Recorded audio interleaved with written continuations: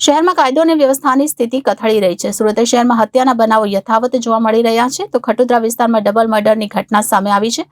પતિ દ્વારા પત્ની અને પ્રેમીની હત્યા કરવામાં આવી છે તો ખટોદરા પોલીસનો કાફલો ઘટના સ્થળે પહોંચ્યો હતો।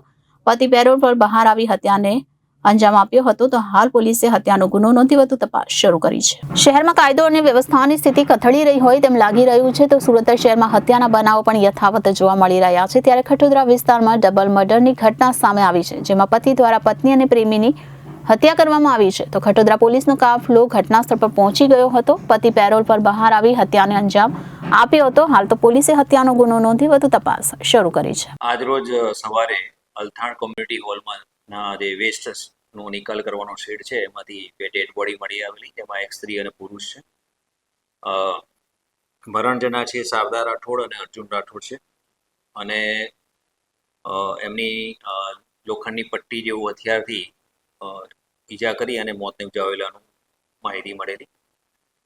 આ બાબતે તપાસ કરતા એના મરણ જનાર જે શારદાબેન છે એમના પતિ મુકેશ છે એને ડિટેન કરવામાં આવેલો અને એની પૂછપરછ દરમિયાન માહિતી મળેલી છે કે એણે આ બંને વ્યક્તિઓની હત્યા કરેલી છે।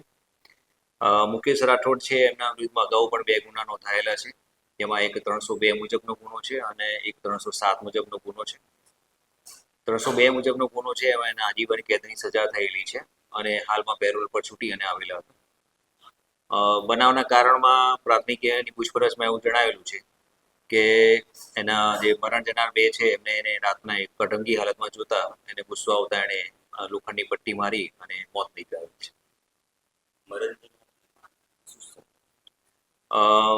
મરણ જનાર શારદા બેન રાઠોડ છે એ આરોપીના પત્ની થાય છે અને જે અર્જુન રાઠોડ છે એ શારદાબેનની સાથે કચરો વીણવાનું જે કામ કરતા હતા એની સાથે હતા અને 6 વર્ષથી સાથે રહેતા હતા। લોખંડની પટ્ટી જેવું હથિયાર છે તેના વડે ઈજા કરી અને મોત નિપજાવેલ છે। Reporter Arvind Rathod, Janadesh news, Surat.